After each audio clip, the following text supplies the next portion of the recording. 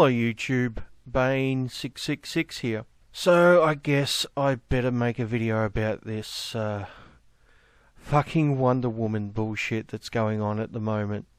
So as you probably know, there is going to be a screening at a theatre in Texas, I think it is, which is women only. And my opinion is, who cares? I think there are much more important things to talk about. But considering the number of comments I've seen on Twitter and in the media in general, I figure I better make a video and talk about it. Now, I'm not surprised to see this controversy raise its head. Just a couple of weeks ago I came across this article which said, Wonder Woman hasn't even come out yet, and we don't yet know if men's rights activists will throw a hissy fit and cause it to underperform as they did with last year's all-lady Ghostbusters. Yeah, because that was Emma Ray's doing that, right? It wasn't the fact that it was a shit movie.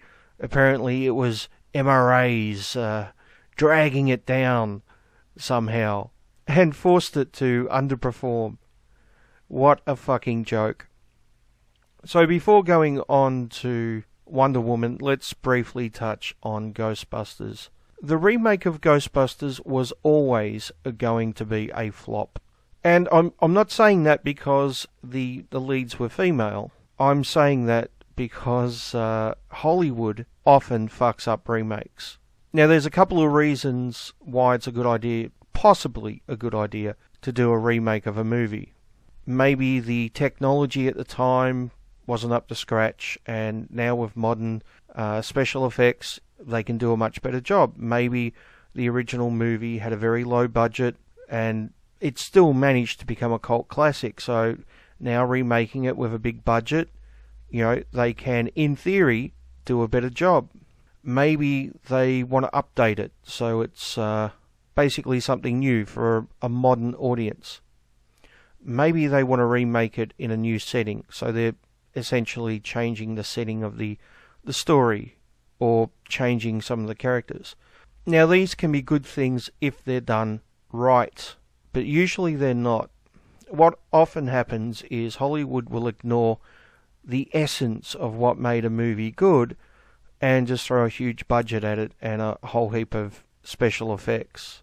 And a big budget special effects movie without a soul is shit compared to a low budget, low tech movie with a soul. And Hollywood seems to miss this point quite often. So what was the soul of the original Ghostbusters? Was it the story? Was it the special effects? I would say no. I would say the soul of the original Ghostbusters movie was the actors, or the way certain actors worked together. And I'm mainly talking about Dan Aykroyd and Bill Murray. We came, we saw, we kicked its ass! Not that they were the only two great actors in it, but I think it was the combination of the two of them together which really made the movie. And if you had have made the exact same movie with the same special effects and the same director and the same story, but we're missing those two actors in particular, I don't think the original would have been anywhere near as big a success. So remaking it without those two, or without proper replacements for those two, which is something which is very hard to do. It's very hard to replace those two actors. Remaking it without that, essentially it's not going to work. You're missing that key element that made the original so good. And replacing that key element with the gimmick that now it's chicks is really no different than just throwing a big budget at a classic movie and remaking it with some flashy special effects, but leaving out the key elements that made it so good originally. So I'm not surprised it was a flop. Now they could have done it differently. Maybe they could have had some of the original actors in reprising their roles and handing on the generational torch to a new generation, you know, their daughters or their granddaughters or something like that, and maybe tried to have, you know, recaptured some of that essence from the original. So in other words, it would be a sequel as opposed to a remake. And I think that would have drawn in a lot more of the audience. Of course, it would still need to be funny, and you'd need to give the original cast a fair amount of airtime. But it would have stood a better chance of actually being a success than basically just recasting, because that was never going to work. It was never going to work if you recast with males or females or, whites, blacks, Asians. It really doesn't matter, because replacing those original actors is near impossible. I won't say it's impossible, but I can't think of anyone who would fit those roles and fill those shoes, basically. In my opinion. I mean, I'm sure there's a lot of people that would disagree, but the fact that the movie was a flop tends to support my point of view, I think. Unless, of course, you believe that it was those nasty MRAs talking down Ghostbusters, which somehow made it a financial flop, which is pretty funny, considering we're a grassroots organisation. It's amusing that they think we have that much power, particularly over Hollywood. But, back to Wonder Woman. I'm hoping Wonder Woman is a good movie. I enjoy the Marvel comic book movies, the Marvel Universe ones. For the most part, they've been good. The DC ones, well, the recent DC ones, haven't been as good. The Batman trilogy from a few years ago was really good, but the newer ones haven't really captured that essence. I don't think Batman vs Superman was as bad as a lot of people said, but it wasn't really great either. And Suicide Squad was just terrible. It was really fucking bad, which is a shame, because I think the concept is actually a good one, but it wasn't executed the proper way. Now, I understand why they put Harley Quinn in the movie, right? She's a popular character, and the actress who played her is very attractive, so that's something which would, get bums on seats, no doubt. But within the internal logic of the movie, why would you put someone on the squad who's got no superpowers and has a baseball bat? Essentially, it's a chick with a baseball bat. I mean, they've got a well-trained army with guns, right? But instead, they're relying on a chick with a baseball bat. And the guy with the boomerangs really wasn't that much better. It just didn't make a lot of sense.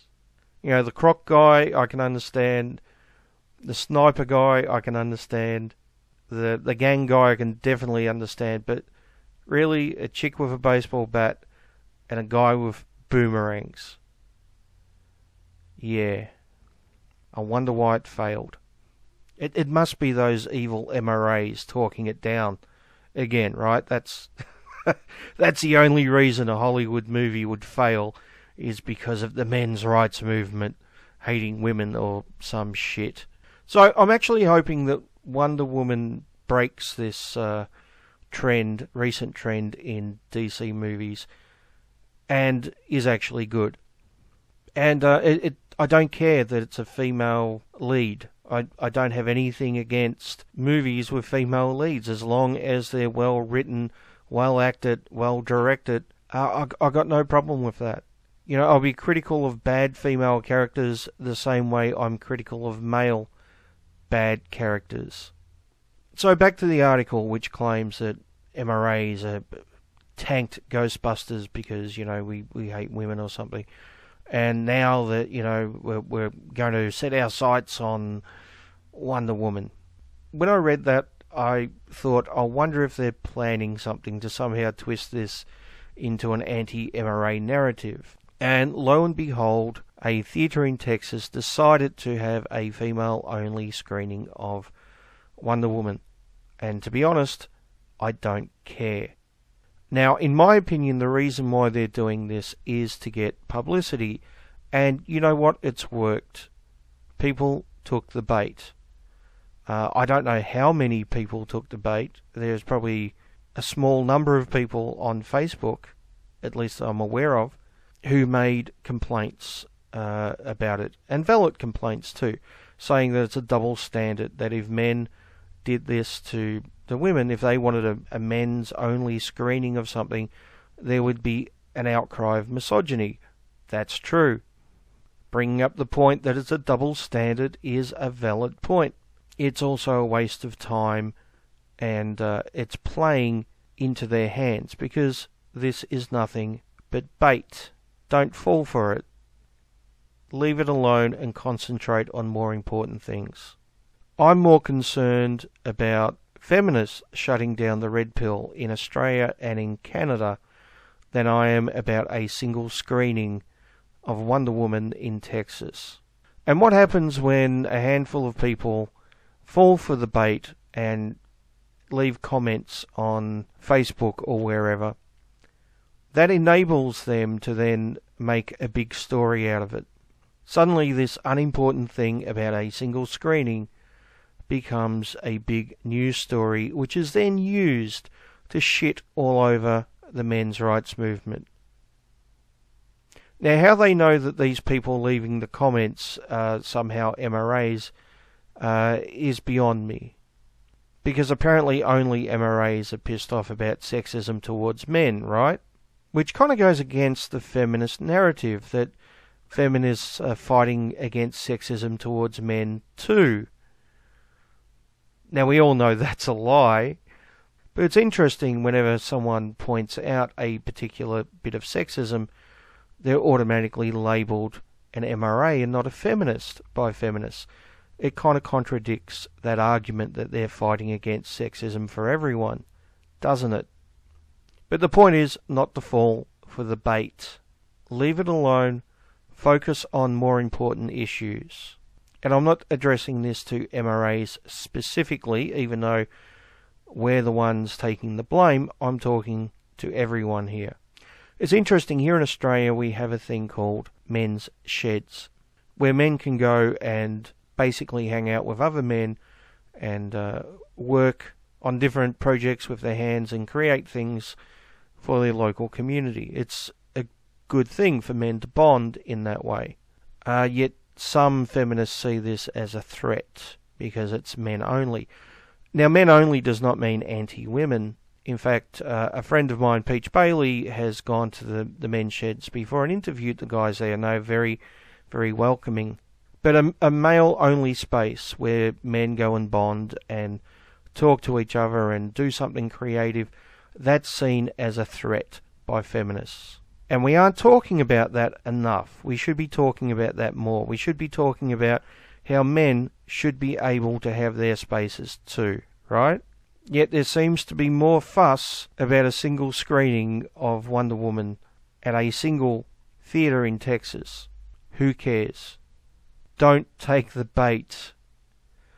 Because now with all the publicity, it's not only a single screening anymore. I think they've now extended it to a couple of more screenings. And once again, who cares? Go to another theatre if you don't like it, or go on another night. It's not an important issue. And I wish the morons on Twitter would stop trying to twist it into some anti-MRA thing where it's... these people have no fucking idea what they're talking about. But their arrogance and their ignorance is... I'd say it's amusing, but it makes me want to bang my head against the wall reading the shit, to be honest. And it's clearly just a point-scoring exercise from their point of view. Which is why I say, don't fall for it. Don't bite. Leave it alone. Focus on more important issues. Who gives a shit if they have a female-only screening?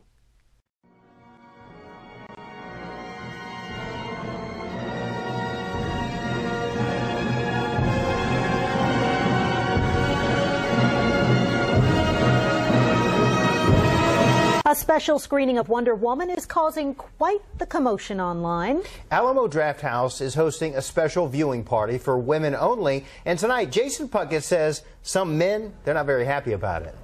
Well, Mike and Quita, I got to put my nerd hat on because I'm going to explain some comics. See, there are some parallels to the actual movie here, and I happen to know enough to explain them. The main character, Diana, Wonder Woman, comes from an island of all women. And when a man arrives, well, like today, that's when things get a bit dramatic.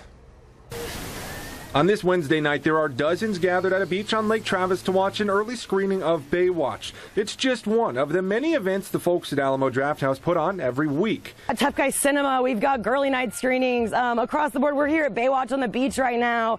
We have a Pirates of the Caribbean boat party this weekend. That's Morgan Hendricks, creative manager for Alamo, and with the new movie Wonder Woman coming out on June 2nd, she says they were looking for a fun theme. How do we create a land of Amazonian women? Oh, we just hold a women's only screening. She lives on a woman-only island. She comes from the land of only women. This makes perfect sense. Well, that answer didn't make perfect sense to a number of folks online. Just look at the Facebook comments. Some saying things like, quote, can you imagine the anger and outrage if a theater did an all-male screening? Or, quote, imagine the blank storm if there was any male-only showing of any kind. One man even offering to pay the first men to pretend to identify as women to get in. Well, Hendricks tells us they certainly weren't expecting that sort of response and that they never wanted to make anyone feel excluded, but that this sort of movie is a milestone. The fact that we're finally getting a Wonder Woman movie when we've had years of other types of superhero movies, that's enough reason to celebrate. And it seems like a lot of folks do agree with her. Tons of positive comments on Facebook as well. The screening's almost already sold out and they're already considering opening another theater. Jason Puckett, KV News, Night Beat.